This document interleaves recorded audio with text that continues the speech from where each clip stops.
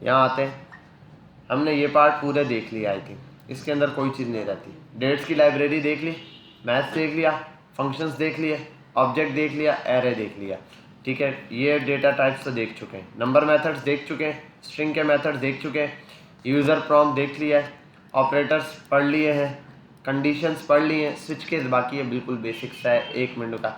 ये आपको जैसे आपने इफ एल्स पढ़ा है ना वैसे स्विच केस है, वो पढ़ा लो फटाफट। फंक्शन बेसिक पढ़ा दिया, कॉल बैक फंक्शन भी पढ़ा दिया, ठीक है। कॉल बैक फंक्शन का एक फंक्शन के अंदर दूसरे फंक्शन को कॉल करना। अब चाहे आप पैरामीटर के तौर पे पास करो, पैरामीटर्स लास्ट टाइम पढ़ाए थे मैंने, पैरामीटर और आर्ग्यूमेंट्स पढ़ाया था। जब एक फंक्शन बनाते हैं, ऐड का दिया था, ब्रैकेट के अंदर a, b की वैल्यू लिखी थी, और फिर नीचे आके जहाँ फंक्शन कॉल किया था वहाँ वैल्यू असाइन की थी, वो हमारे पास ये था। फंक्शन विद रिटर्न वैल्यू पढ़ाया या नहीं, रिटर्न वैल्यू पढ़ाई थी या नहीं? हाँ जी,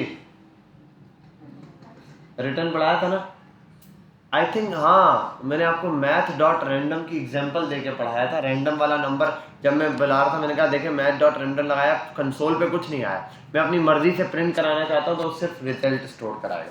ये सारी चीज़ें जो अभी हम सिर्फ रिपीटेशन में देख रहे हैं, इनको अप्लाई करेंगे तो हमें ये सारा गेम समझ आ जाएगा। अभी हर चीज़ यूज़ करना, एरो फंक्शन बाकी है, ये मैं बता देता हूँ। साइंटेक्स है एरो फंक्शन का, और कुछ नहीं है। फंक्शन आप नॉर्मल वाला यूज़ करो या एरो फंक्शन यूज़ करो।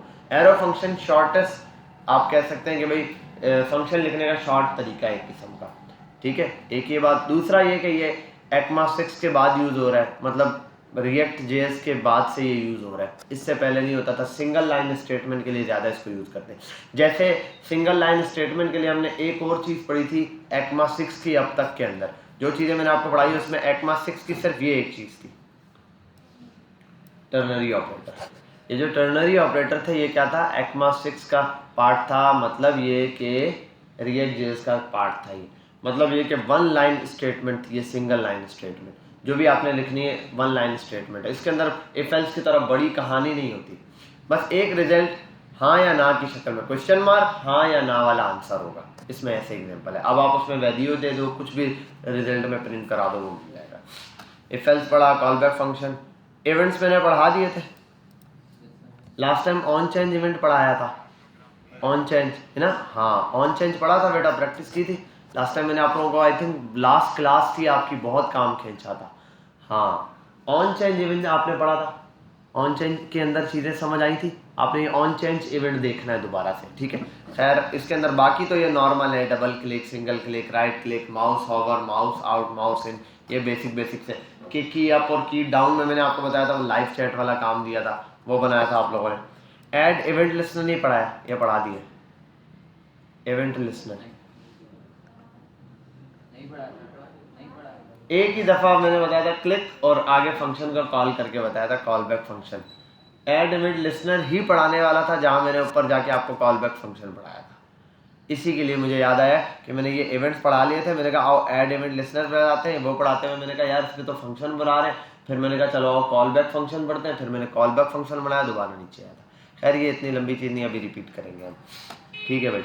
ये लूप्स बाकी हैं, ये वाइल और डू वाइल तो वैसे पढ़ा चुका हूँ। फॉर ये वाला हम वैसे पढ़ चुके हैं। ये फॉर इन और फॉर ऑफ देख लेंगे, इसमें मसला नहीं। अच्छा अब आते हैं ज़रा मल्टी डायमेंशन एरे और नेस्टेड लूपिंग समझते हैं एक साथ। यहाँ हमने काम स्टॉप किया था, ठीक है भाई। ये था एरे की वैल्यूज़ को प्रिंट कराना, हम ये लास्ट टाइम कर रहे थे। अब एक बात समझो,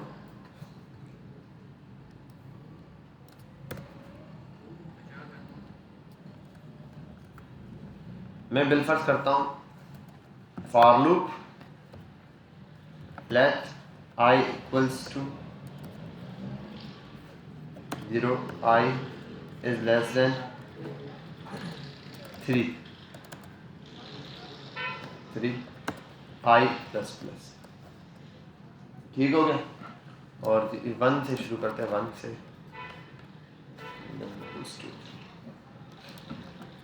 अब इस पे क्या करता हूँ मैं कि कुछ चीज़ है एक काम की, वो प्रिंट कराता हूँ। पहले मैं यहाँ पे मैं लिखता हूँ कि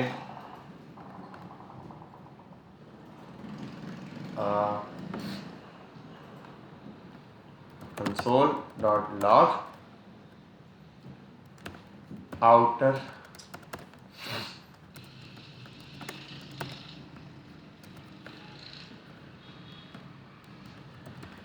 outer loop part, outer loop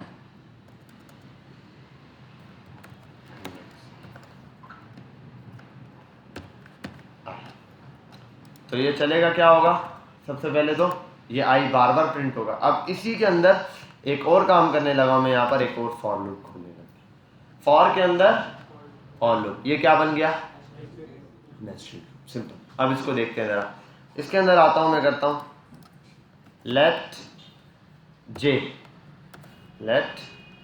J equals to 0, J is less than 5 कर देता हूँ एंड इक्वल्स टू 5 तक प्रिंट होगा, और j plus plus console dot log, और यहाँ प्रिंट करा देता हूँ मैं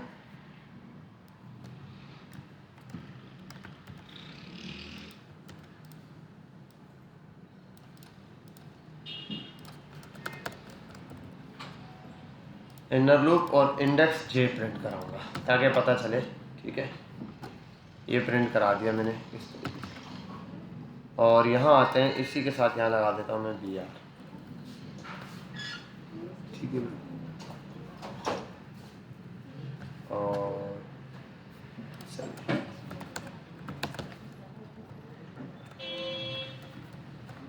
यहाँ पर भी लगाता हूँ, और एक और काम ये है कि डॉक्यूमेंट डॉट राइट को कॉपी करता हूँ, ये सारे लूप यहाँ से हटाता हूँ।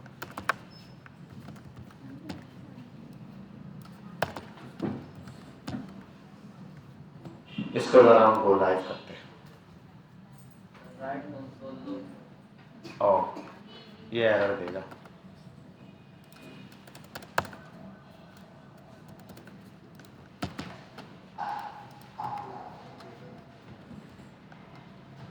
चलो भाई, आउटर लूप इंडेक्स 1, फिर इनर लूप क्या हुआ 0, और इनर लूप 0 है तो एक काम करते हैं, यहाँ पर स्पेसिंग देते हैं और ना इसके दरम्यान में कॉमा लगा देते ताकि नेक्स्ट वाला पता चले। अब देख लो, आउटर लूप चला और उसके बाद क्या चला, इनर लूप, और इनर लूप में यहाँ पर ये कर देता हूँ,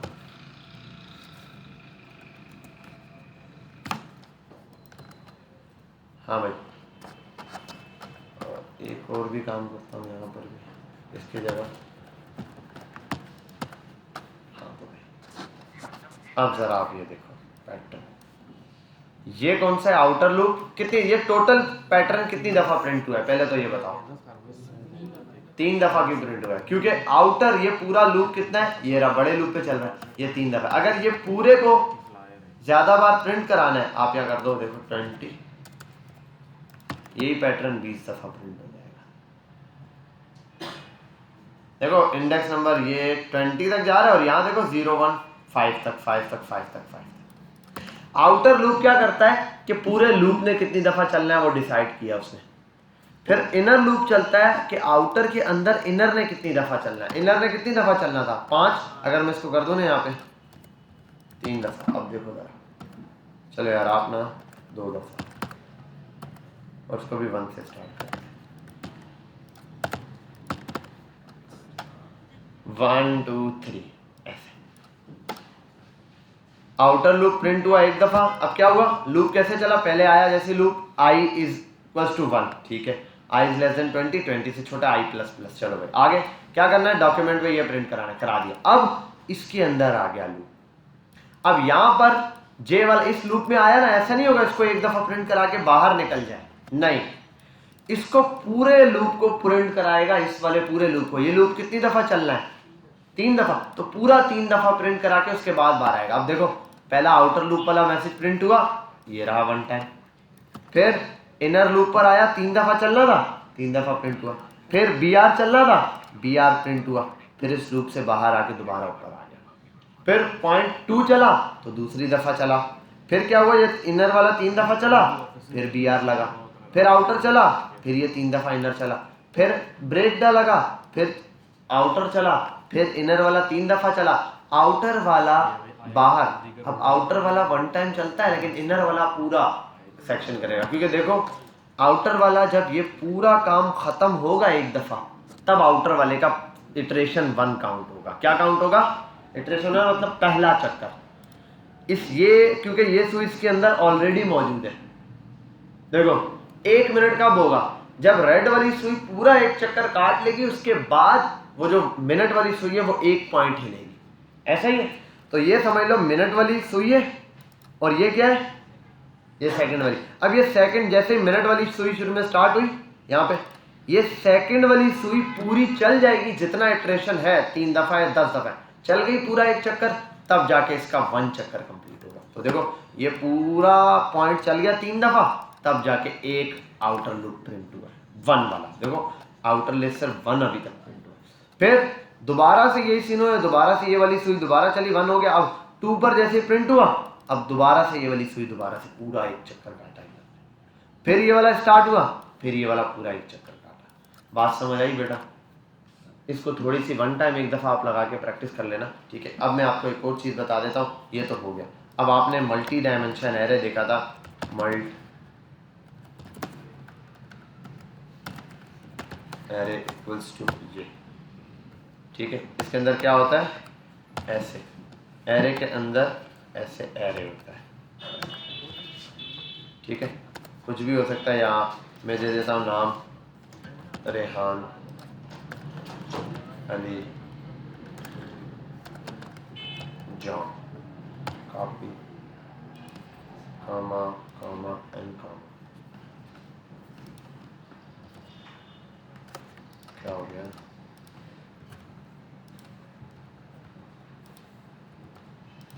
ठीक है भाई। ये आ गया कोई भी नंबर, ट्रू फॉल्स। अब बात सुनो, मैं चाहता हूं इस एरे के अंदर से ये पहले सारे नाम प्रिंट हो जाए या ये चले, या फिर मैं चाहता हूं ये प्रिंट हो, ये प्रिंट हो और ये प्रिंट हो एक मेंबर ये। अब आपने ये नेस्टेड लूप का यूज करते हुए ये प्रिंट कराना, क्योंकि देखो पहला जैसे ही लूप चलेगा, पहली आई की वैल्यू क्या हो गई, 0। जैसे ये, अब इस एरे को कैसे सॉल्व कराना है, पहले ये देख लो, कंसोल डॉट लॉग, ये डॉक्यूमेंट पे क्लिक करते हैं। अब देखो जरा, मैं बोलता हूँ मल्ट, अगर 0 प्रिंट कराता हूँ तो पूरा एरे आ रही है। मुझे सिर्फ ये रेहान नाम चाहिए, तो यहाँ क्या करना पड़ेगा, 0 आगे लगाना पड़ेगा 0। सेकंड वाले का नाम चाहिए तो 1 0, थर्ड वाले का नाम चाहिए तो 2 0, ठीक है। इस तरीके से 1 या 0। अब यहाँ कोई और चीज़ चाहिए, मैं चाहता हूँ पहले रेहान के नाम, रेहान की एज और ये चीज़ें प्रिंट हो जाए तीनों। तो जाहिर सी बात है, रेहान का पहले 0 से नाम आएगा, फिर ये 1 चेंज होगा, फिर ये 2 चेंज होगा, तो यहाँ पर अब 2 आ गया। बात समझ गए, बात समझ। अब मैं चाहता हूँ ये तीनों चीज़ें डायरेक्ट प्रिंट हो लूप के जरिए, ये जो मैं चला रहा। अब प्रॉब्लम ये है कि पहले यहाँ 0 वाले के तीनों एलिमेंट प्रिंट होंगे। देखो समझो, 0 पे कौन है, ये है। 0 के तीनों एलिमेंट प्रिंट हो गए, 0 का 0 प्रिंट हो, 0 का 1 प्रिंट हो, 0 का 2 प्रिंट हो, ठीक है। 0 के सारे एलिमेंट प्रिंट हो गए, उसके बाद नेक्स्ट फिर 1 का 0 प्रिंट हो, मतलब नाम, फिर 1 का 1 प्रिंट हो, फिर 1 का 2 प्रिंट हो गया। फिर 2 का 0 प्रिंट हो, 2 का 1 प्रिंट हो, फिर 2 का 2 प्रिंट हो, ठीक है। अब देखो 2 चीजें चेंज हो रही है यहाँ, 2 लूप्स, 2 एरे चेंज हो रहे, 2 वैल्यूज चेंज हो रही, और दोनों मुख्तलिफ हैं। क्योंकि देखो यहाँ पर ऐसा जब 0 था, यहाँ पे भी 0 था, चलो पहले वाले में, लेकिन यहाँ बाद में 1 भी आया, फिर 2 आया। ये वाला पूरा जब 0 1 2 ये कंप्लीट हुआ, तब जाके यहाँ पे 1 आया, फिर इसके लिए 0 1 2 ये कंप्लीट हुआ, फिर आया। अब ये कैसा सीन बन गया, जैसे अभी हम पीछे पढ़ कर आए इनर और आउटर लूप के अंदर। तो पहले इनर लूप और आउटर लूप लगाओ सिंपल, उसको समझो बनता है। उसके बाद फिर ये बनाओ मल्टी डायमेंशन एरे, इसकी सारी वैल्यूज मैं चाहता हूँ यहाँ पे पहले आ जाए रेहान। काम तो दोनों सेम ही कर रहे हैं। हाँ तो काम सेम नहीं कर रहे बेटा, ये सिर्फ वैल्यूज दे रहा है, लूप प्रिंट कराने का काम कर रहा है। तो इसकी सारी वैल्यूज प्रिंट कराएगा लूप के जरिए। लूप का मतलब रिपीटेशन होता है। अब आप ऐसे लिखोगे, यहाँ रेहान का नाम चाहिए तो मैं क्या करूँ, 0 और फिर यहाँ 0 0 लिखो, फिर ये करूँ, इधर देखो ये करूँ। अब आप देखो जरा 0 वो लंबा 1 हाँ ये 2 ये करूँ, फिर उसके बाद नेक्स्ट वाले में फिर यहाँ आऊँ, ये करूँ और ये। अब क्या करना है, देखो तीनों में वो तो है कोडिंग 1, भी हो जाएगी। ये 2 नंबर तरीका हो जाएगा ऐसे करके। अब मुझे ऐसे प्रिंट कराना पड़ रहा है, और एक काम कर लेता हूँ यहाँ इन सब में ना, यहाँ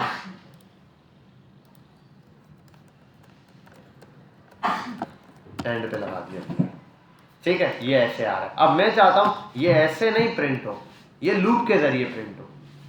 अब जाहिर सी बात है लूप के जरिए प्रिंट होगे तो 2 वैल्यूज चाहिए, एक नंबर ये चेंज हो रहे हैं।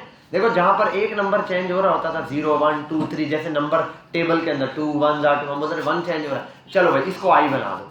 अब मसला ये 2 वैल्यू चेंज हो रही है, ये आई है, ये भी चेंज हो रहा है, ये पूरा एक सफर तय करने के बाद चेंज हो रहा है।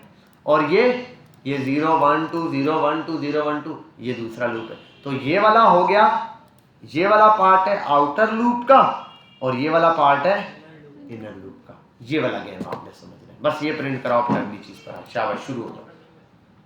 आपने सिंपल यहाँ देखना है, इतना कोई मुश्किल कॉन्सेप्ट है नहीं, बहुत इजी सा है, समझो। ये मल्टी डायमेंशन एरे है, ठीक है। इसके अंदर जब भी कोई चीज़ प्रिंट करानी पड़ती है तो यहाँ पर 0, फिर पहले एलिमेंट के सारे 1 2 3 ऐसे चलेगा, पहला एलिमेंट पूरा प्रिंट होना चाहिए, यही है, ठीक है। चलो आओ इसको रखते हैं, मैं चाहता हूँ पहले पहला एलिमेंट प्रिंट हो फिर दूसरा। अब आओ यहाँ पे ऑन करता हूँ फॉर लूप, फॉर ये मैं करके दूंगा, ये आपने फॉरन से टाइप करके 1 टाइम करना है। देखो अभी पहला फॉर लूप क्या होगा, let i equals to 0, i is less than, और ये कौन सा i कितना चलेगा, मल्टी डायमेंशन एरे जो है उसकी डॉट लेंथ जितना चला दो अभी आप। अच्छा दोनों में आई थिंक मैंने 3 ही प्रिंट कराए, ठीक है। और i प्लस प्लस, ठीक है, ये आ गया हमारे पास ये वाला एरे। अब इसके अंदर ये जो i और वैल्यूज प्रिंट हो रही हैं, इसके ऊपर मैं आता हूँ, यहाँ पर मैं पहले प्रिंट कराता हूँ डॉक्यूमेंट डॉट राइट, और यहाँ लिखता हूँ पहले वाले में प्रिंट होगा, यहाँ पे क्या मैं लिख देता हूँ ऐसे, पर्सन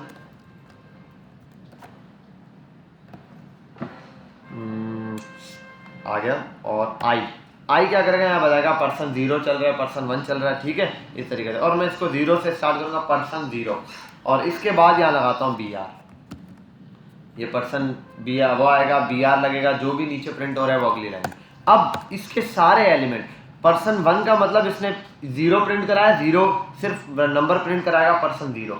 अब मुझे इस एलिमेंट के सारे एलिमेंट चाहिए, चलो भाई प्रिंट कराते हैं। अगर ये सारे चाहिए तो कैसे प्रिंट कराऊंगा, पहले ये देखो डॉक्यूमेंट डॉट राइट, और यहाँ आता हूँ, अगर मैं प्रिंट कराऊँ मल्टी डायमेंशन एरे और आई, और यहाँ पे आई, अब हर चीज़ 1 बाय 1 प्रिंट हो जाएगी, है या नहीं, हर चीज़ 1 बाय 1 प्रिंट होगी। लेकिन एक इशू है, रेहान पर्सन 0, अच्छा रेहान कहाँ पर आ रहा है, ये एक इशू है।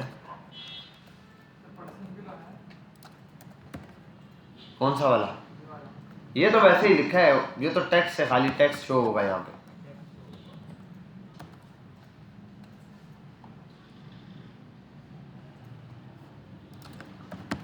एक मिनट, एक एरर दे रहा है ये, रेहान पर्सन 1 पर्सन 2, अच्छा हाँ जाहिर सी बात है वो 3 टाइम चल रहा है, इस वजह से हर एक में वो पर्सन 0 उसने दिखाया, रेहान प्रिंट करा, फिर पर्सन 1 उसने 65 प्रिंट, फिर पर्सन 2 उसने 2 प्रिंट करा। रेहान के सारे एलिमेंट इसने क्यों किया ऐसा, अब ये रेहान के नहीं करवाया इसने, पहले चला रेहान नाम ये प्रिंट कराया, फिर चला 65 प्रिंट कराया, क्यों, क्योंकि पहली वैल्यू थी i की 0, तो 0 0 पे कौन है, रेहान।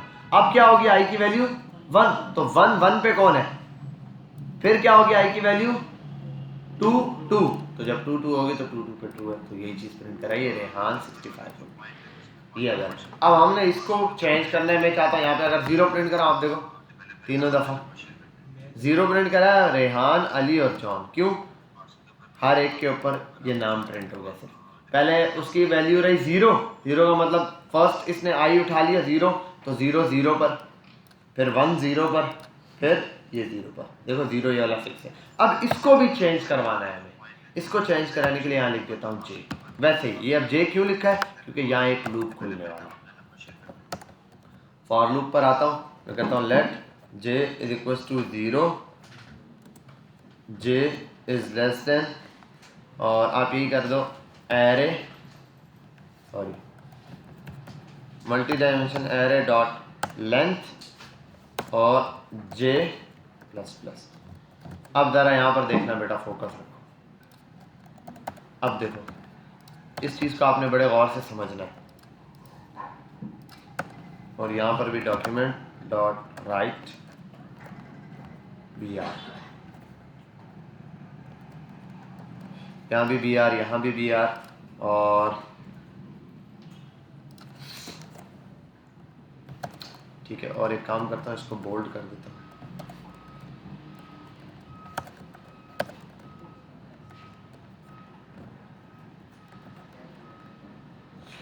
बोल्ड हो गया ये, और इसके बाद br हर एलिमेंट के ऊपर ये आएगा। ठीक है, हर एलिमेंट से पहले भी एक काम करते हैं, प्लस ये कॉमा ही लगा के, ठीक है। अब देखो ज़रा पर्सन 1, और एक एरर है यार, ये रेहान का नाम कहाँ लिखा हुआ है मैंने जो आ रहा है, ये वाला एरर दे रहा है, ब्लंडर है, ये तो प्रिंट हो ही नहीं रहा। अच्छा ये ऊपर प्रिंट कराया है, मैं कब से बोलूँ यार ये कहाँ से है, ये यहाँ लिखा हुआ था, ये वो प्रिंट हुआ। ये देखो पर्सन 0 रेहान 64, क्यों?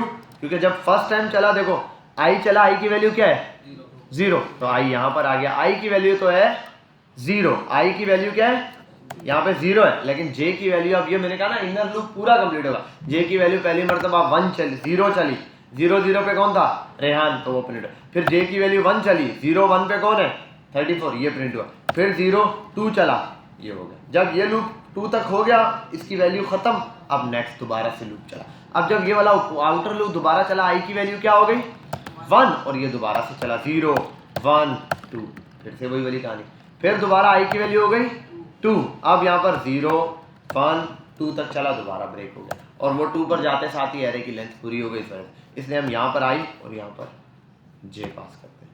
अब ज़रा आप देखो रेहान, अगर मैं चेंज करूँ तब भी बहुत बड़ा फ़र्क आ जाएगा, j और i। अब देखो ज़रा उलट हो जाएगा, रेहान अली जॉन सारों की एज और सारों की फॉल्स।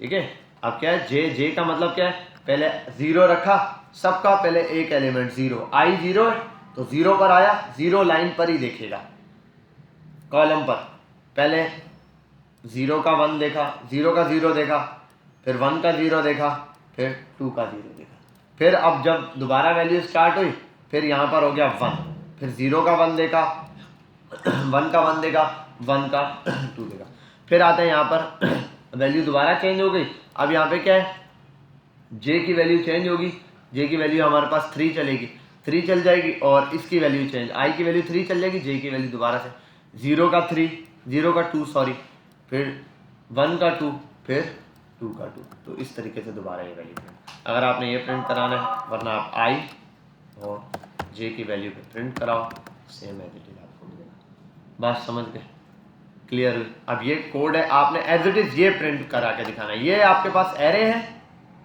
इस कोड को हटा दो, समझ गए? वन टाइम देख लो, देखो मल्टी डायमेंशन एरे, ये मैंने br लगाया, एज इट इज मुझे ये पैटर्न चाहिए आपके इस मल्टी डायमेंशन एरे, शुरू हो एज इट इज चाहिए। ठीक है, अच्छा यहाँ पर आ जाओ बेटा।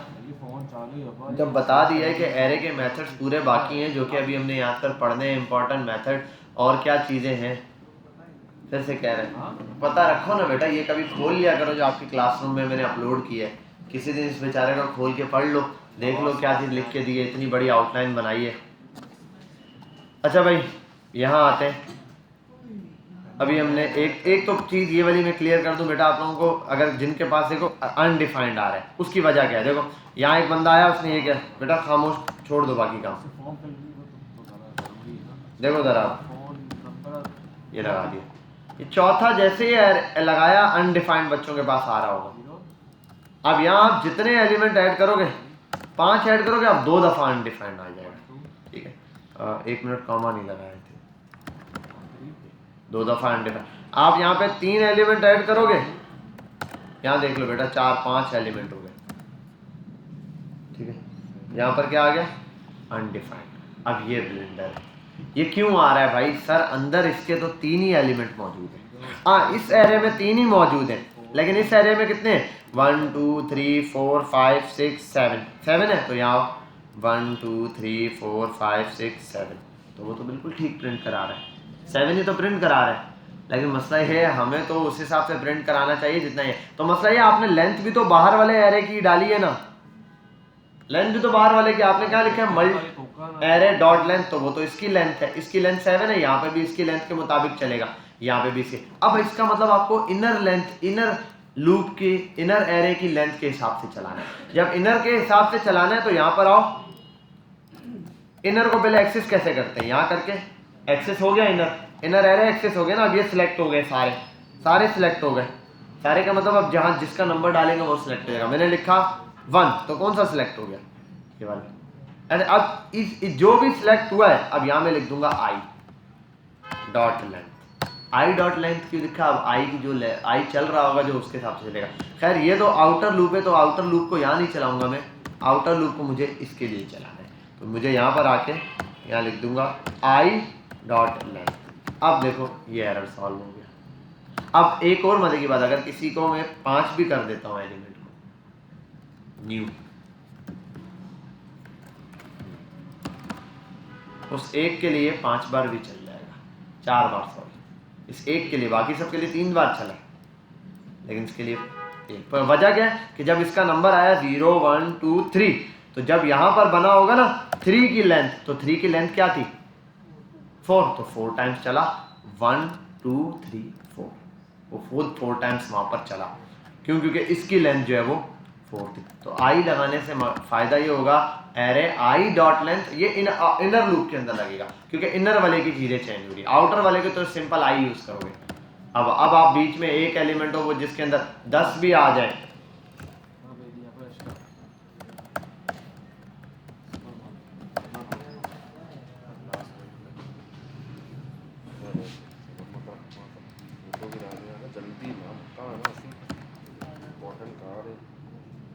हाँ वो का तरफ आए फोन ये रहा,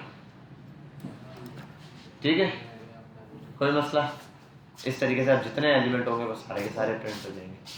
समझ गए बात बेटा, इनर लूप समझ आ गया, आउटर लूप समझ आ गया, बस ठीक है। कभी कभार यूज़ हो जाएगा, कहीं इतना ज़्यादा यूज़ नहीं होता, 1 टाइम प्रैक्टिस है तो बस मैंने करवा दिया। ये ना आप बोलो नेस्टेड लूप पढ़ा ही नहीं, तो नेस्टेड लूप पढ़ लिया। अब नेस्टेड लूप से ये प्रैक्टिस के लिए जिसको चाहिए मैं आपको बता देता हूँ, यहाँ पर आओ। तो यार ये क्यों बंद हो जाता है,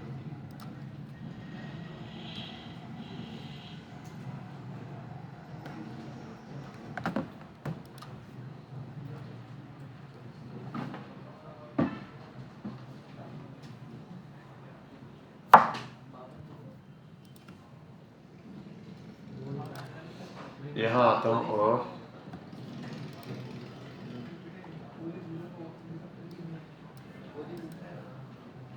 क्या लिखना था, एक minute, nested loop pattern program in JavaScript. ये आ जाओ यहाँ पर, एग्जांपल्स देगा बहुत सारी यार, कोई एग्जांपल पड़ी हुई हो, एग्जांपल प्रोग्राम यहाँ पर देख लो, यहाँ पर देख लो, बहुत सारे होंगे। हाँ ये रहे, देखो ये समझा रहा है इनर लूप आउटर लूप, उसके बाद इन्होंने पैटर्न प्रिंट्स कराए होंगे, ये बता रहा है देखो कैसे चलती है। आउटर लूप पहले कंडीशन जाती है, चेक करता है, फिर इनर लूप के अंदर इनर लूप चल गया, फिर इनर लूप जितनी दफ़ा होता है उतनी दफ़ा चलेगा, रन होता रहा। जैसे ही हो गया स्टेटमेंट ख़त्म, फिर यहाँ फॉल्स पर आया, यहाँ से आ गया, फिर यहाँ से बाहर निकला, दोबारा इनर लूप, दोबारा ये कंडीशन चलती रहती है। ये देखो ये प्रिंट करा के दिखाया है टेबल, एक लूप के थ्रू, इनर लूप और आउटर लूप के थ्रू जो चीज़ चेंज होने वाली है उनको आउटर और इनर लूप से यूज़ किया, एक लूप के अंदर पूरा टेबल प्रिंट करा, ये वाला। फिर यहाँ आ जाओ, ये पैटर्न प्रिंट करा है स्टार का, ये तो इसने इतने कि ये ज़्यादा बढ़ाएगा भी ना, 100 भी लिखेगा वो सारे ऐसे ही आएंगे। ये सारे पैटर्न्स है इनर और आउटर, ये जिसको इंटरेस्ट हो इसको जाके देखे, थोड़ा सा प्रैक्टिस के लिए आपका प्रैक्टिस मटेरियल। बेटा यहाँ पे फोकस, ये भी है, इसने भी बहुत सारे पैटर्न बताए हुए होंगे, डे 1 डे 2 इस तरीके से, ठीक है। ये है यहाँ पर आ जाओ, और बहुत है यहाँ, ढेरों के ढेरों आपको निकलेंगे। 25 पैटर्न्स है, 30 पैटर्न्स है, पता नहीं क्या क्या है। चलो भाई तंग नहीं करो, स्क्रॉल ही नहीं हो रहा है।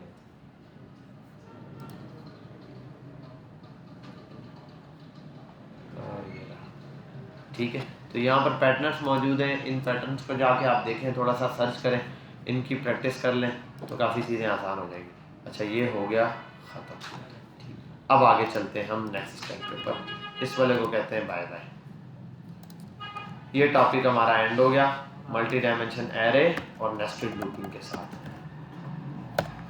अब अगला टॉपिक है हमारा बिल्कुल बेसिक सा, एरो फंक्शन कैसे क्या होता है।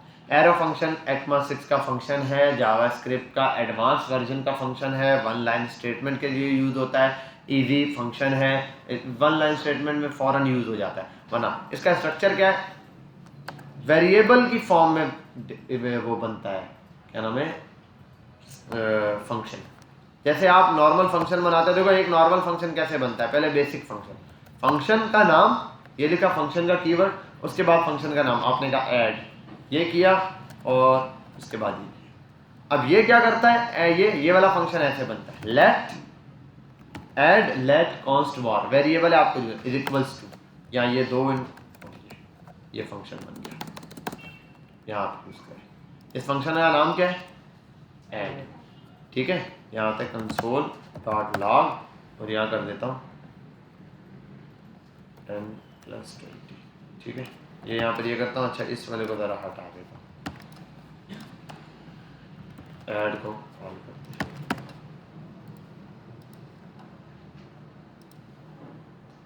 ठीक है, ये सिर्फ फंक्शन है। इस फंक्शन में है क्या, एरो फंक्शन है, एरो का ये वाला कि वो जो आप ये यूज करते हैं ना, फंक्शन का वर्ड यूज करते हैं, उसको रिप्लेस कर दिया गया इस एरो वाले से। ठीक है, बाकी सिंगल लाइन है। अच्छा ये फंक्शन ऐसे भी दे देता है रिजल्ट, कैसे, आपने दो चीज़ों को ऐड ही कराना है, ये ऐसे भी रिजल्ट देगा। आप लिखो सिर्फ ये इज इक्वल्स टू दिस 2 + 5, हो गया रिटर्न।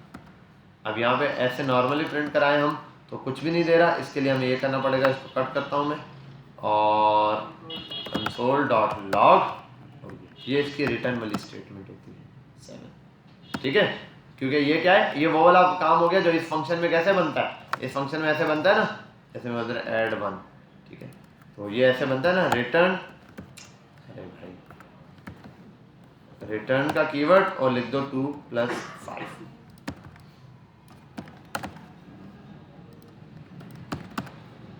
देखो दोनों प्रिंट हो गए। ये वाला लाइन नंबर 24 और 23 दोनों का बता रहा है, पहले इस वाले को प्रिंट कराया होगा, 24 और 23 है, 24 ये रहा, 23 है, दोनों के अंदर। अच्छा इसके साथ कर देता हूँ नॉर्मल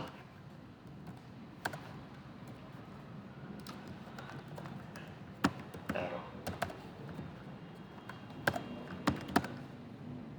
ठीक है भाई, और दोनों का रिजल्ट बिल्कुल सेम है, रिटर्न भी है और ये भी है। तो ये बहुत आसान हो जाता है जहाँ पर आपको सिंगल लाइन स्टेटमेंट लिखनी है। आप लेट का वर्ड यूज़ करें, उसके बाद वेरिएबल बना ही रहे, वेरिएबल बनाने की प्रैक्टिस होती है, वेरिएबल के अंदर इस तरीके से बना के आप फंक्शन स्टोर करा दो। तो आप एक फंक्शन किस में स्टोर करवा रहे हो, वेरिएबल। आपने अब तक फंक्शन स्टोर कराना वेरिएबल में सिर्फ एक ही जगह देखा होगा, वो कहाँ, ऑब्जेक्ट के अंदर। हम देखा ऑब्जेक्ट के अंदर जब मैंने बनाया था, ऑब्जेक्ट में भी आप ऐसे ही बना सकते हो, ये वाला बनाना है ना, आप ऑब्जेक्ट में जिलफर्ज आपने एक ऑब्जेक्ट बनाया इक्वल्स टू दिस और आपने कहा बिलफर्ज नेम ये। अच्छा आपको एक बात बताता हूँ, देखो एक होता है ना वेरिएबल होता है, जैसे मैं करता हूँ यहाँ पे लेट, क्या बनता है, देखो एक फॉर्मूला आपको समझ आ जाएगी, एक फॉर्मूला आप सब देखेंगे बना हुआ होता है, वो बोलता है फर्स्ट नेम बराबर है फर्स्ट नेम, और ये किया। अब ये जो फर्स्ट नेम है इसके लिए होता है बिलफर्ड बिलॉन्ग,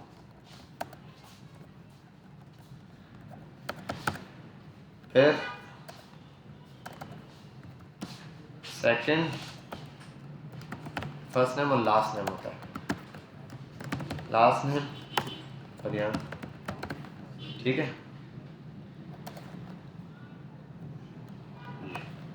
अब यहाँ आता है फुल नेम। अब फुल नेम में क्या होगा, बिलाल सिद्दीक नहीं, फुल नेम में होगा फर्स्ट नेम प्लस कॉन्केट होगा फर्स्ट नेम के अंदर लास्ट नेम। ठीक है, अब ये आप कॉन्केट का मेथड लगा। अब यहाँ इसका मतलब एक फंक्शन बनेगा। अब ये दोनों को यहाँ करना है तो कैसे करेंगे, इसके लिए आप एक फंक्शन बना सकते हो। आप एक फंक्शन बना दो जो जहाँ कॉल हो फर्स्ट नेम, उसकी जगह ये प्रिंट हो जाए। अब यहाँ आओ, इस तरीके से आप ये बनाओगे और ये सीधा रिटर्न कर रहा हो। आप ऐसे कर लो, फर्स्ट नेम प्लस कर लो लास्ट नेम। ठीक है, आपने ये किया और उसके बाद आप यहाँ आकर प्रिंट करा दो। console.log पर आप बोल दो फुल नेम। बेटा क्या हो गया, तवज्जो से देखो, फोकस करो।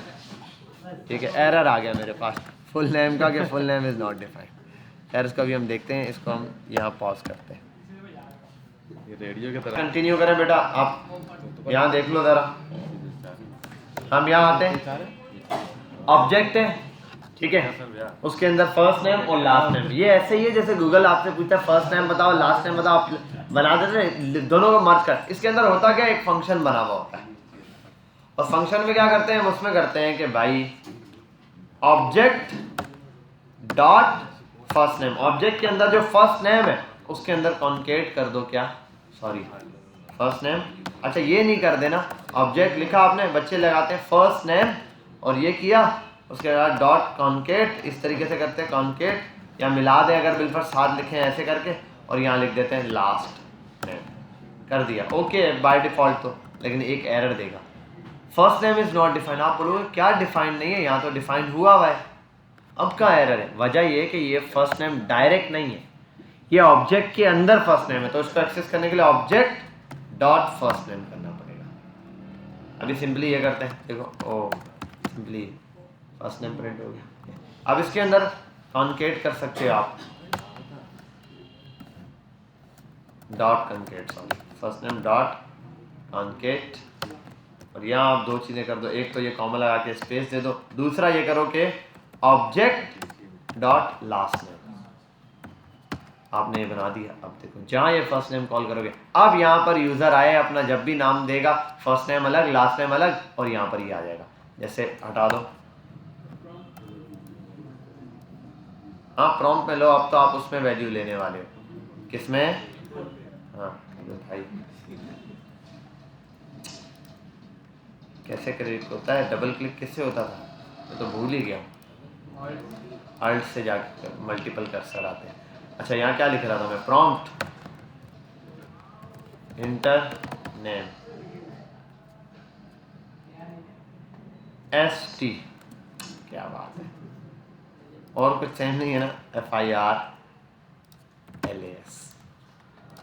लास्ट नेम और फर्स्ट नेम।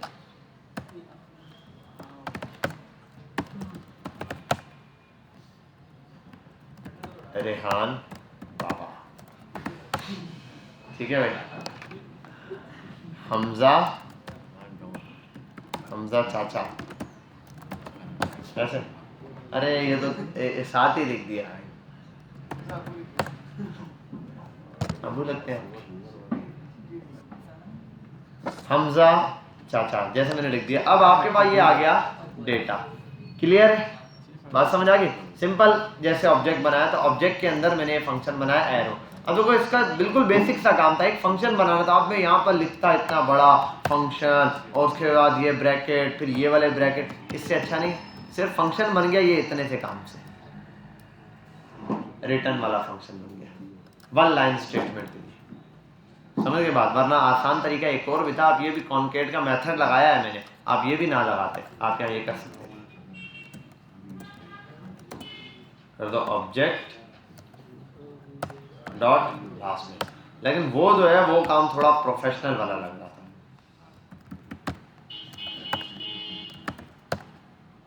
ठीक है, वो काम थोड़ा सा प्रोफेशनली लग रहा है। बाकी ये कि आप ये वाला काम भी कर सकते हो, ये थोड़ा जुगाड़ू वाला कॉन्केटिनेट है, दोनों एक चीज़, ये मेथड यूज़ किया एक प्रोफेशनल वे में। समझ गए बात, क्लियर है। एरो फंक्शन मुश्किल तो नहीं है, फंक्शन ये कोई फ़र्क नहीं है सर, यूज़ करने में कोई फ़र्क नहीं है भाई, बिल्कुल एक जैसे हर जगह काम आएगा ये। हाँ जो थोड़ा बहुत हम देखेंगे कहाँ ये करना बनाना चाहिए कहाँ नहीं, उसको हम रिएक्ट में देखेंगे, यहाँ पर इतना ज़्यादा नहीं, यहाँ ज़्यादा नॉर्मल फंक्शन यूज़ कर रहे होते हैं। हाँ जहाँ आपने सिंगल लाइन की कोई स्टेटमेंट लिखनी है वहाँ पे लोग लिख देते हैं, बाकी अदरवाइज आप जो है ये सिंपल इस तरीके से यूज़ करें। इसको हटा दो, चलो अगले अगले काम की तरफ चलते हैं। एरो फंक्शन हो गया। अब आते हैं स्विच केस पर। स्विच केस बड़े काम की चीज है। कंडीशनल फॉर्मेट, ये कंडीशनल ही है, कंडीशंस के हिसाब से ही चलता है स्विच केस। किसके हिसाब से चलता है? अभी हमने पहला टॉपिक देखा वही मल्टी डायमेंशन एरे रिपीटेशन था। उसके साथ हमने देखा नेस्टेड लूपिंग, लूप के अंदर लूप, फॉर लूप देखा। उसके बाद हमने अभी देखा क्या, ये एरो फंक्शन देखा। एरो फंक्शन को ऑब्जेक्ट के अंदर स्टोर करके भी देखा। ये भी देखा कि सिंगल लाइन स्टेटमेंट के लिए होता है, शॉर्टकट मेथड है। आप गूगल पे जाके सर्च करोगे ना एरो फंक्शन तो आपको दिखा देगा, W3 स्कूल वो बताएगा। सबसे पहले वो बोलेगा शॉर्टकट वर्जन है, बस एरे लिखने का शॉर्ट तरीका, वो फंक्शन लिखने का सबसे शॉर्टेस्ट तरीका ये है, बस। बाकी सेम जैसे वर्किंग करते हैं, कोई इतना बड़ा काम नहीं है। अब आते हैं यहाँ, अब हम देख रहे हैं स्विच केस की तरफ। हमारा तीसरा या चौथा टॉपिक यहाँ पर क्या है? अब स्विच केस। स्विच केस बड़ा सिंपल सा केस है, इफ एल्स की तरह जैसे कंडीशन होती है वैसे चलता है। लेकिन स्विच केस है ये क्या करता है? केसेस मैच करता है। क्या करता है? केसेस मैच करता है। मतलब केस जो पॉइंट केस से मैच कर गया कंडीशन में वो वैल्यू दे देगा। आपने एक वेरिएबल उठाया, यहाँ पर आते हैं गूगल पर, क्योंकि मुझे एग्जैक्ट साइंटेक्स इसका याद भी नहीं आ रहा, तो स्विच केस का हम साइंटेक्स लाते हैं। Switch statement JavaScript. अच्छा, ये स्विच स्टेटमेंट जावास्क्रिप्ट लाजमी लिखा करो। स्विच स्टेटमेंट लिखो, सी में भी है, C++ में भी है, हर एक में थोड़ा सा साइंटेक्स चेंज होगा। पहले तो यहाँ एक्सप्रेशन बताओ, क्या कंडीशन है, जो भी चीज़ें आप वेरिएबल का नाम वाम जो भी बता सकते हो। उसके बाद आप यहाँ पर दे दो क्या कंडीशन दे दो, एक वेरिएबल दो। उसके बाद यहाँ पर आप सिंपल मैच करवाओगे भाई, अगर ये चीज़ एग्जैक्ट मैच कर जाए, ठीक है, समझ गए बात। यहाँ पर वेरिएबल का नाम और मैच कर जाए तो क्या करना है, ये वाली चीज़ आगे पास ही है, बस। यहाँ पर आपने ये वाला काम कर देना, जो चीज़ मैच करेगी, जहाँ पर मैच करेगी वो वाला काम हो जाएगा।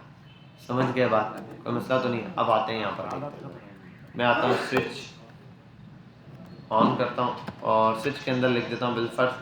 मैं ऊपर एक वेरिएबल बनाता हूँ, लेट x बराबर है एग्जैक्ट टाइम। एग्जैक्ट में लिख देता हूँ मॉर्निंग।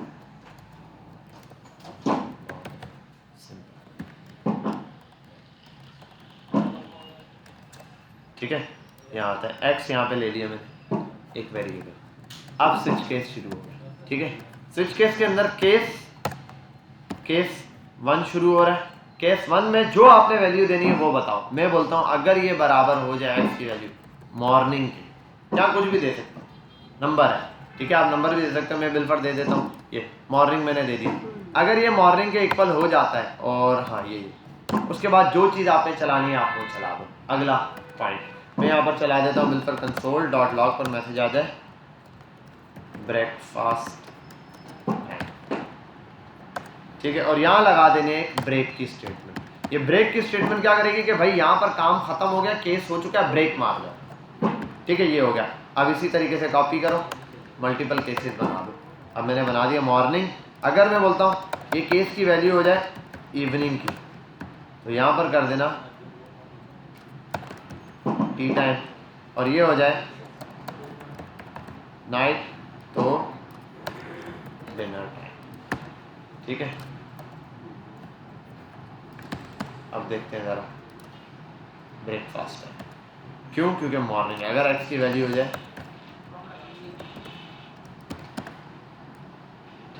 समझ एग्जैक्ट वैल्यू मैच करने के लिए होता है। अब ये वाला काम आप कैलकुलेट, ये यूज़ कहाँ होता है? ये स्विच केस यूज़ होता है प्लस माइनस मल्टीप्लाई डिवाइड के एग्जैक्ट उसके लिए, कि अगर जैसे अगर मैं यहाँ दे देता हूँ ऑपरेटर में प्लस केसेस हटाता हूँ,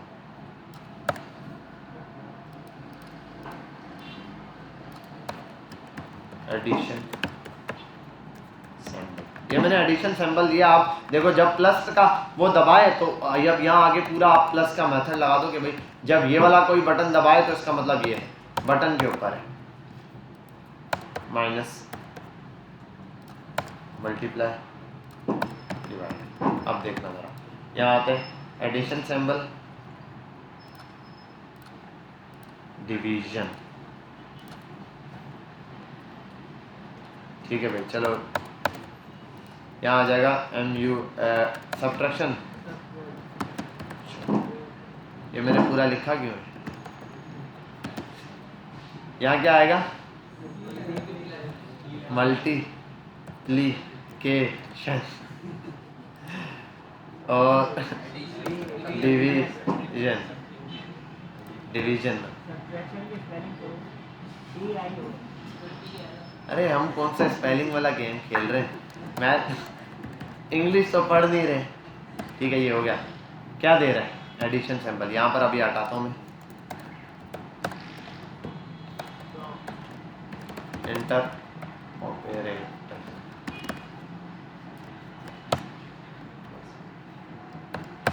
ओ अंडरस्कोर डाल दो।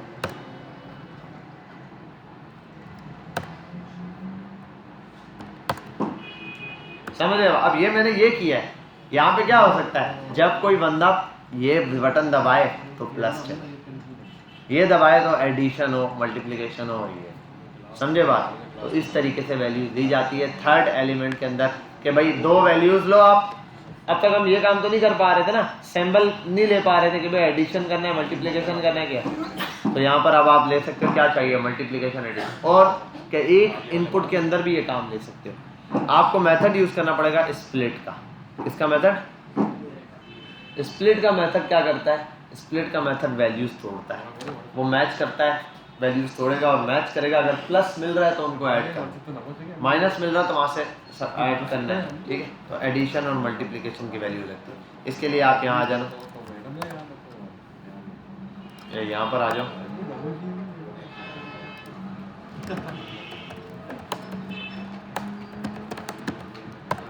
स्विच केस से सबसे ज़्यादा बने हुए होते हैं।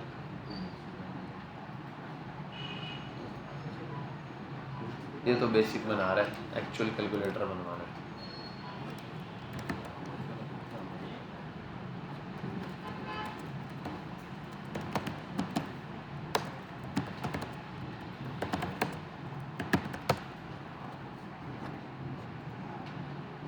ठीक है भाई, ये जावास्क्रिप्ट को स्विच केस से जो है पूरा एक कैलकुलेटर बनाना बताएगा। इसकी वीडियो देख लें। कितनी देर में? 11 मिनट में सिखा रहा है भाई, 7 मिनट में सिखा रहा है स्विच केस। अच्छा, ये कौन सा कैलकुलेटर है ये भी देखना है। कुछ नॉर्मल वाले सिखा रहे हैं, ये तो नल्ला वो बच्चों वाला ही सिखा रहा है जो हमने सिखाया है। ठीक है, सिंगल इनपुट वाला देखो कौन सिखा रहा है।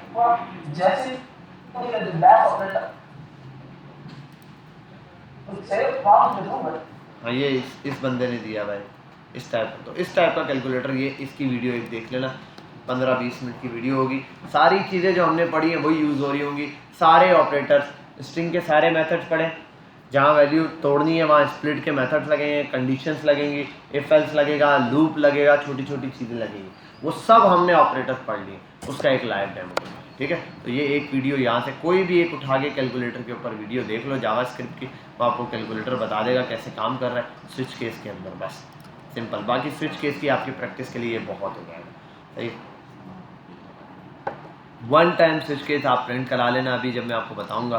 स्विच केस भी हमने देख लिया। अब आता हूँ मैं यहाँ फंक्शन। अच्छा 1 मिनट अब देखने दो मुझे, ये पढ़ चुके हैं सारा ही। ठीक है, ये भी देख चुके हैं, एरो फंक्शन था वो भी देख लिया, इवेंट्स भी देख लिए। अच्छा, फॉर इन और फॉर ऑफ लूप बाकी हैं, वो हम देख लेते हैं। और अच्छा, ब्रेक और कंटिन्यू स्टेटमेंट भी एक है, वो भी बता दूंगा लूप के अंदर। लूप में क्या होता है, अगर आपने कोई कंडीशन लगाई है तो जब कंडीशन ट्रू होते हैं, आपने देखा इफ एल्स चल रहा है, इफ और ये एक जगह होता है, या लूप चल रहा है, लूप में हम इफ लगाते हैं, इफ हो गया ख़त्म, लूप रुक जाए, वो होता है ब्रेक की स्टेटमेंट, बाय डिफ़ॉल्ट भी लगी हुई। एक होती है कंटिन्यू स्टेटमेंट। आप नीचे जैसे मैंने यहाँ ब्रेक लिखा है ना, इस पर अगर कंटिन्यू कर दो ना, वो ये वाला चला देगा, उसके बाद आगे भी चलता जाएगा। कि हो सकता है मैंने 2 जगह प्लस की एडिशन लगाई हो, तो यार ये चला दो, लेकिन उसके आगे वाला भी चेक करो, वो कंटिन्यू में चेक करेगा। ठीक है, खैर इसको भी हम देखते हैं एट दी एंड ही। और एरे का कंस्ट्रक्टर मेथड देख लिया, एरे को मॉडिफाई करना भी देख लिया। कंस्ट्रक्टर मेथड जब मैंने बनाया था ना, एरे का नाम मैंने बताया था, उसमें वैल्यू कैसे देंगे, एरे का नाम आगे इंडेक्स नंबर रख के, और ये या फिर दूसरा तरीका क्या सा है, एरे के अंदर कैसे वैल्यू देंगे, पुश करके, पुश का एलिमेंट। मतलब आपने किया let my array is equals to new array और ब्रैकेट, ये बन गया कंस्ट्रक्टर मेथड से एरे। अब आप नीचे आते हैं और यहाँ पर आप क्या करते हैं, एरे बनाना शुरू करेंगे। वैल्यू पुश करनी है, आप क्या करोगे, एरे का नाम माई एरे डॉट पुश ये चला लो, या माई एरे और इंडेक्स बना के इंडेक्स नंबर में वैल्यू ले। अब वो दोनों में से आपको जो तरीका आसान लगता है, आप लूप चलाओ, पूछो कितने वैल्यू चाहिए, आप 10 लिख के एंटर करो, 10 दफ़ा लूप चलेगा, वो आपसे 10 वैल्यूज मांगेगा, वो वेरिएबल में स्टोर करा देगा। तो एक एरे के अंदर इस तरीके से आप वैल्यूज पुश करवा सकते हो। एरे के हमारे पास यही चीज़ें बाकी है जो हमने देखा है। मैथ मेथड्स हम देख चुके हैं, डेट मेथड देख लिया, डॉम बाकी हमारा, ठीक है। हम डॉम का पार्ट अभी स्टार्ट करेंगे, उससे पहले एक काम करो, स्विच वाले काम को एंड कर।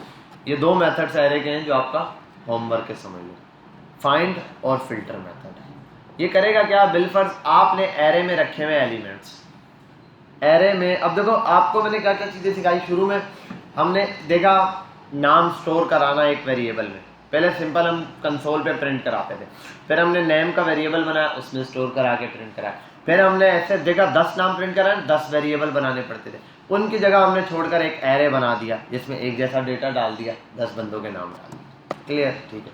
ये जब प्रिंट कराने आ गया, हमें ओके हो गया, हमें समझ आ गई, हमने ऑब्जेक्ट पढ़ा, एरे के अंदर ऑब्जेक्ट पुश करना सीखा, एरे में ऑब्जेक्ट रखा, पुश करना आ गया, नेम वगैरह एंटर किया, सब इजी हो गया।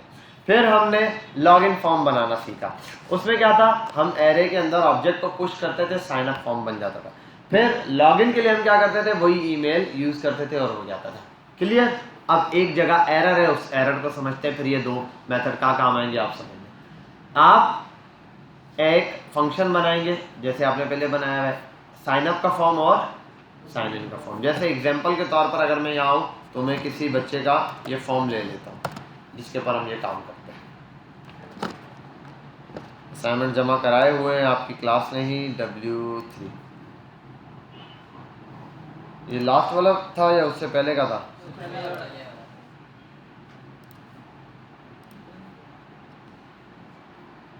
ठीक है भाई, ये आ गया। अब यहाँ आते हैं, और ये कहाँ है भाई, चलो ये ले लेते हैं।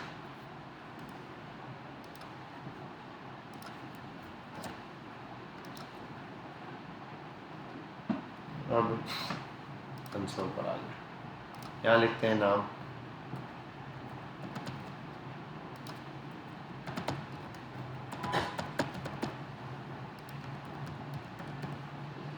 ठीक है, बिलाल @साइन, परफेक्ट हो गया। कोई मसला, गुड है, लेकिन एक मसला है,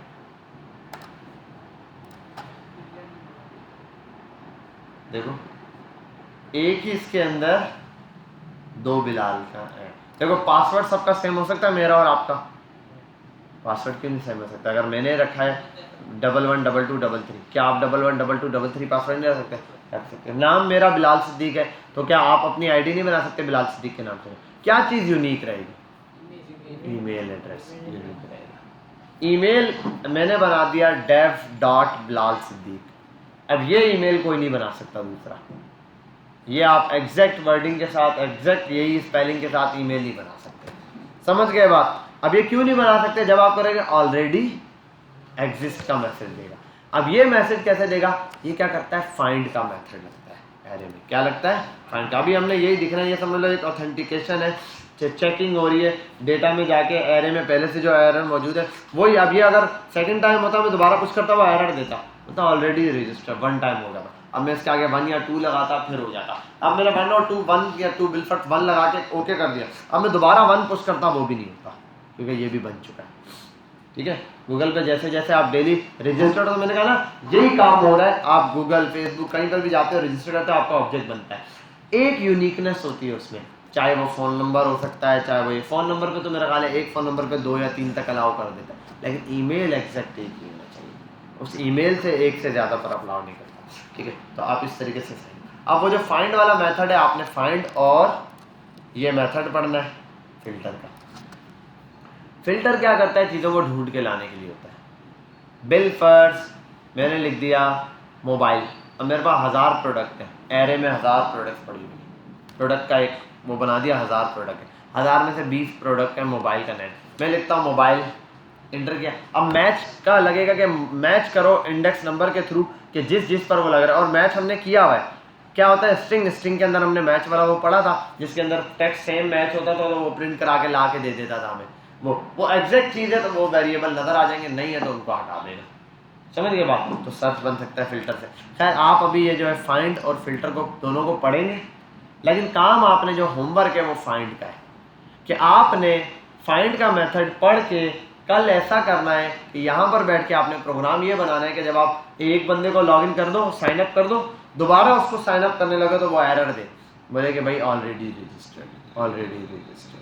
समझ गए बात? या आप इधर जाके यूट्यूब पर, नेट पर या गूगल पर जाके W3 स्कूल पे जाके इसका फाइंड का मेथड पढ़ लो, आपको समझ आ जाएगा एरे का फाइंड का मेथड। बाकी ये मैं खुद करवाऊंगा, ये होगा। तो ये आप प्रैक्टिस के लिए आपको होमवर्क दे रहा हूँ। बाकी अभी तक आपने जितनी भी चीज़ें पढ़ी हैं, मल्टी डायमेंशन एरे पढ़े, फंक्शंस पढ़े, इवेंट्स पढ़े, ठीक है, जो चीज़ें, इन सब को आप कोशिश करके रिपीट कर लें, क्योंकि कल से जो हमारा मेन टॉपिक है वो है डॉम। डॉम का मतलब ये है कि हम डॉक्यूमेंट के ऊपर सारा काम करेंगे, इमेज कैसे सेट करनी है, किसी चीज़ को चेंज करना। डॉम में अभी 2 काम मैंने आपको वैसे ही सिखाए, स्टाइलिंग और इनपुट से वैल्यू लेना, ठीक है। और हाँ, तीसरा काम इनर सेट थीम। तो असल काम भी 3 यही होते हैं, एक इनपुट होता है जिसमें वैल्यू लेते हैं। अब हम आगे जाके 2-4 और चीज़ें नई वो सीखेंगे, वो किस तरीके से काम करती है वो भी समझेंगे। समझ गए बात? क्लियर है? कोई मसला तो नहीं है? कोई सवाल है किसी का? एनी क्वेश्चन भाई?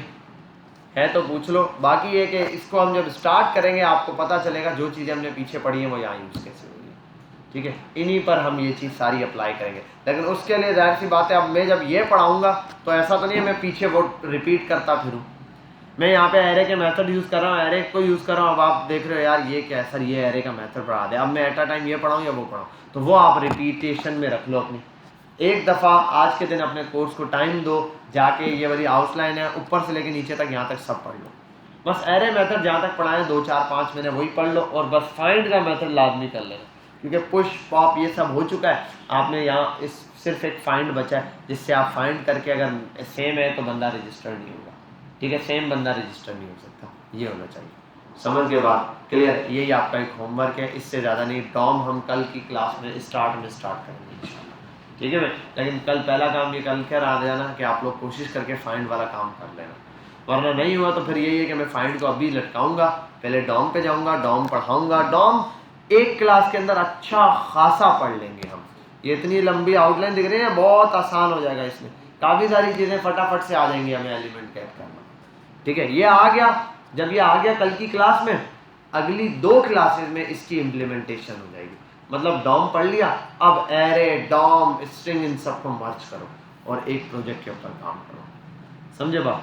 अब वो वाला काम करेंगे। और सीधी बात है कि फिर उसके बाद हम फैच एपीआई करना भी बता दूंगा, मतलब एपीआई को इंटीग्रेट कैसे करते हैं। एक बैकएंड डेवलपर है, वो क्या करेगा आप, और बैकएंड और फ्रंट एंड वाला क्या करेगा। फ्रंट एंड वाले को डिज़ाइन दिया, उसने डिज़ाइन बनाया, अब बैकएंड वाला बताएगा कि भाई फर्स्ट पेज पे कितने यूज़र हैं। मतलब मैं ई कॉमर्स की वेबसाइट पे गया, जितने कार्ड्स आ रहे हैं सारे फ्रंट एंड वाले ने बनाए, फ्रंट एंड वाले ने बनाया, तो इसका मतलब 10,000 कार्ड है, या दराज पे अगर 10 लाख डेटा पड़ा हुआ है तो 10 के 10 लाख कार्ड को डिज़ाइन करता रहा है वो नहीं। उसने कार्ड एक अच्छे से डिज़ाइन किया, फिर बैकएंड वाले से डेटा लिया, यूज़र कितने हैं बताओ, उसको फिर एरे के थ्रू सबको प्रिंट कराया, समझे बात? तो यूज़र से वैल्यू, अब वो जो आपको बैकएंड वाला डेटा देगा वो कैसे फैच कराना है, वो कैसे लगाना है, वो यहाँ पर हम सीख लेंगे। इतना यहाँ पर सीख लेंगे कि काम चल जाएगा। बाकी अब जो मेजर काम होता है वो सारा रिएक्ट बेस में चलता है। बात समझ गए? क्लियर है? अच्छा, ये तो हो गया एक काम, और यही आपका होमवर्क है, इसको यहाँ पर हम करते हैं।